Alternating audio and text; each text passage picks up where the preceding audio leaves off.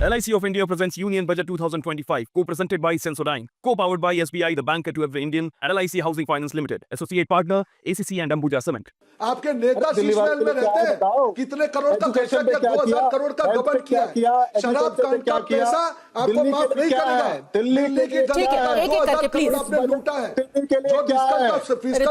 जितना आप हैकल करेंगे उतना ही सुप्रिया श्रीनेत का टाइम खाली होगा। ये तरीका एक एक करके जवाब सुनिए, फिर अगला सवाल। फिस्कल डेफिसिट की देखिए, ये बोले आप नहीं बोल पा रहे। देखिए पद्मजा जी, तीन चीजें जो सरकार में है, दिल्ली वालों के लिए सवाल करने का अधिकार नहीं। अरे सवाल आप ही का सीधा था, पूंजीपतियों के लोन माफ किए जा रहे हैं, इसके खिलाफ घोषणा क्यों नहीं हुई?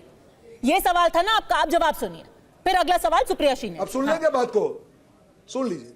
जो लोग 10 साल से पूरी तरह से शासन में विफल है, वो सवाल पूछते हैं, मैं बिल्कुल जवाब दूंगा। आज पूंजीपति हो या कोई भी हो, आज आप रिपोर्ट कार्ड देखिए, कल इकोनॉमिक सर्वे आया है, बैंक की एनपीए में कितनी कटौती हुई है। इट शोज के what is the recovery in the financial system और क्या स्ट्रेंथ है। आप अपना इश्यू बनाते रहिए, देश की जनता जानती है क्या हकीकत है, पर सामने दिल्ली की जनता को आपको जवाब देना है कि खाली एक वीडियो बना के, एक फोटो करके, इमोशनल बोली सूरत, दिल के छोटे, नाम बड़े, दर्शन कोटे, ये केजरीवाल है। बोल रहे कि कौन है दूल्हा? अरे भैया, ऐसा दूल्हा जिसकी शादी नहीं होने वाली है। दिल्ली की जनता ने समझ लिया है कि इस आदमी को भरोसा नहीं कर सकते।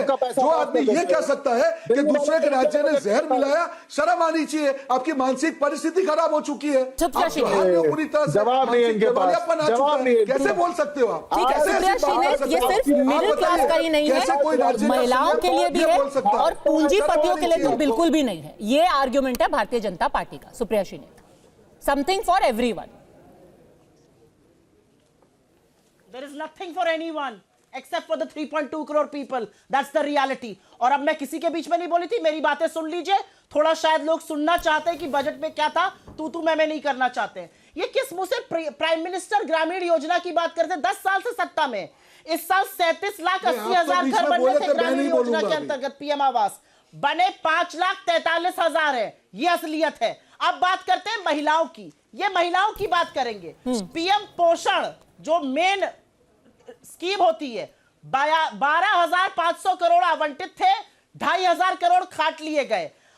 आंगनवाड़ी पोषण 2.0 1200 करोड़ काट लिए गए। वात्सल्य में 1472 आवंटित थे, खर्चा 1300 करोड़ हुए और मिशन शक्ति में 1700 करोड़ रुपए काट लिए। ये महिलाओं की बात करते हैं। आगे पीएलआई की बात करती हूं, जॉब्स और सृजन की बात कर रहे थे ना, रोजगार की। ये आंकड़े और ये आपका कच्चा चिट्ठा खोल रहे हैं।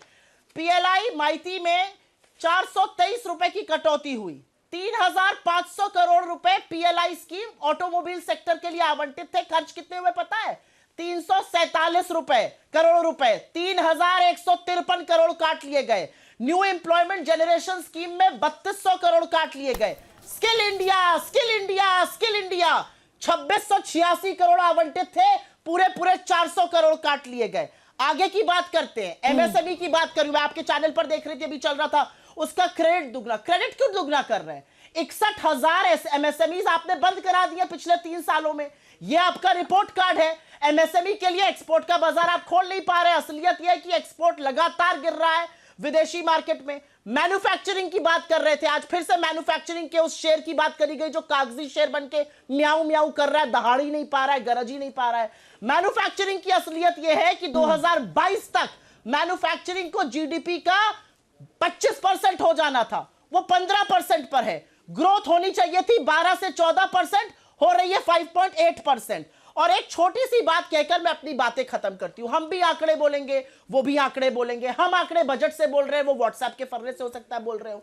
एक छोटी सी आपको 30 सेकंड में कहानी सुना देती हूं।